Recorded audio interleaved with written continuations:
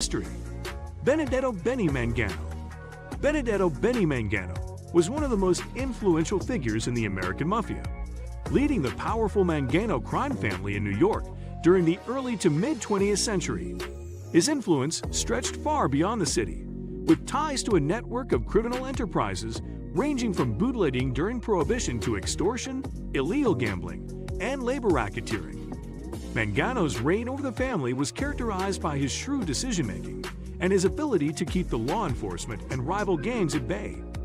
His power was built on a strong foundation of loyalty, fear, and intelligence, allowing him to amass incredible wealth and control over vast territories. He was a key player during a time when organized crime was on the rise in America, and his ability to forge alliances with other mobsters and navigate the political and social landscapes made him one of the most formidable mafia leaders of his time. Salvatore Riina. Salvatore Riina, also known as Toto Riina, was one of the most feared and notorious mafia bosses in Italy, leading the Sicilian Mafia, or Cosa Nostra, during its most violent and profitable years. Riina's reign in the 1980s and 1990s marked the peak of the Mafia's power in Sicily, with his ruthless tactics enabling him to control drug trafficking, extortion, and various illicit businesses across Europe and the United States. Under his leadership, the Cosa Nostra expanded its reach, making billions in profits from narcotics, and Riina personally amassed a fortune estimated in the billions. His ability to navigate and manipulate the complex world of organized crime, while simultaneously avoiding arrest for years, made him a legendary figure in the underworld. Riina's wealth came not only from the illicit businesses he ran, but also from his ability to maintain strict control over his territory through fear and violence. Vito Genovese. Vito Genovese was a central figure in the history of the American Mafia and one of the wealthiest and most influential crime bosses in the United States. As the head of the Genovese crime family, Genovese controlled a vast criminal empire that spanned across the East Coast, with deep connections in the world of illegal gambling, drug trafficking, and labor racketeering. Known for his cunning and manipulative nature, Genovese was able to maintain a low profile while accumulating enormous wealth. His ability to forge connections with other criminal organizations, coupled with his ruthlessness in eliminating rivals, allowed him to control large swaths of territory and expand his operations. Genovese's wealth was a product of his keen business acumen and his ability to maintain control over a wide range of illegal activities. Michele Sindona. Michele Sindona, an Italian banker with deep ties to organized crime, built a financial empire that allowed him to launder money on a global scale. Known as the banker to the mafia, Sindona was heavily involved in the financing of various mafia operations, and his wealth came primarily from his ability to manipulate the banking system.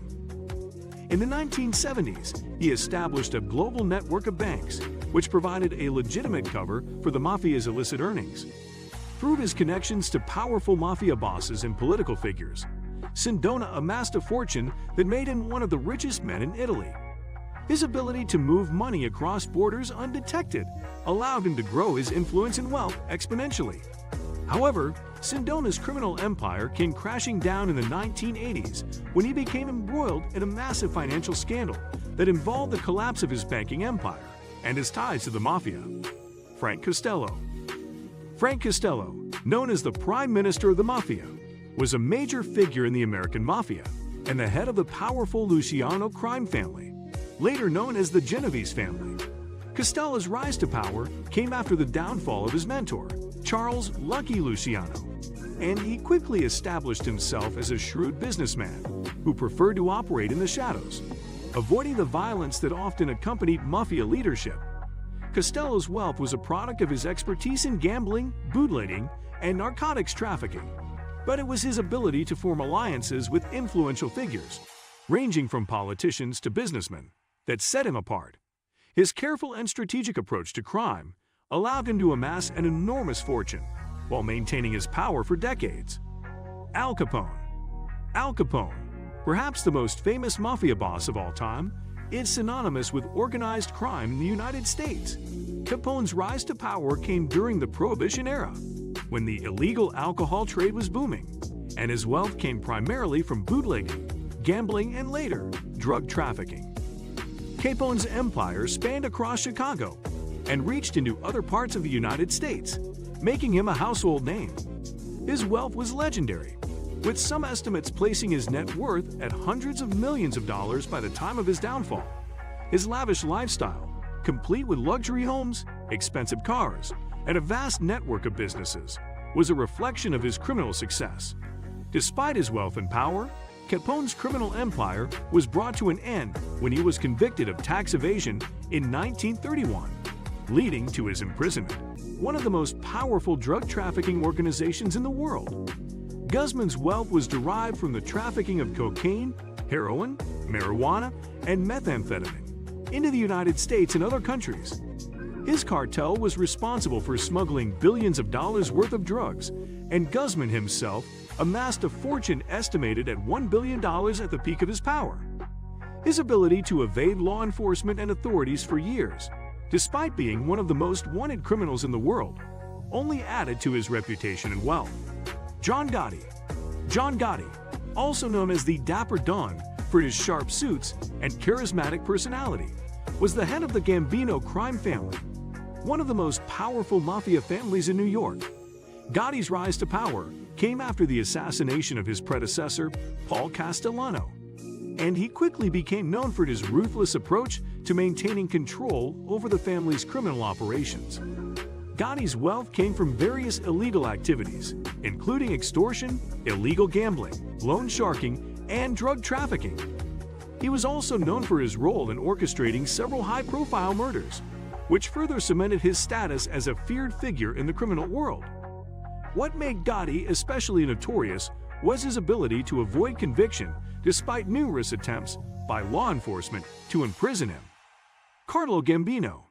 Carlo Gambino was the head of the Gambino crime family, one of the most dominant mafia families in New York City. Gambino was known for his strategic and low-key approach to leadership, preferring to operate behind the scenes and avoid the limelight.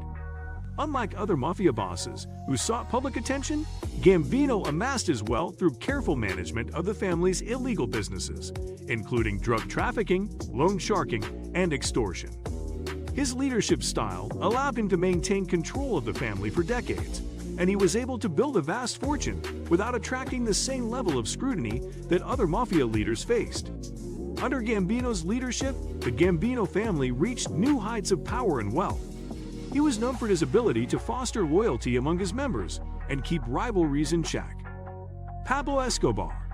Pablo Escobar was the leader of the Medellin cartel in Colombia, and his fortune was one of the largest ever amassed by a single criminal. At the height of his power, Escobar controlled 80% of the cocaine trade entering the United States, making him one of the wealthiest men in the world.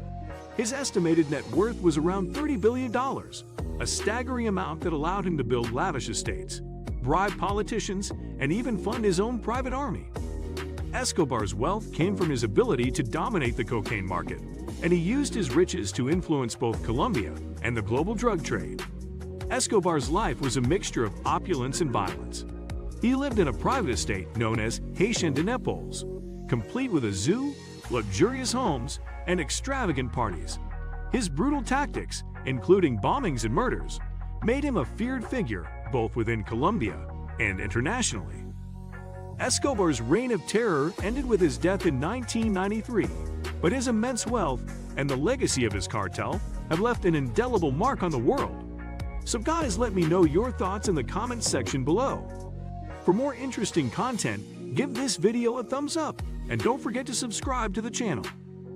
For more awesome content, have a nice day and I will see you in the next video.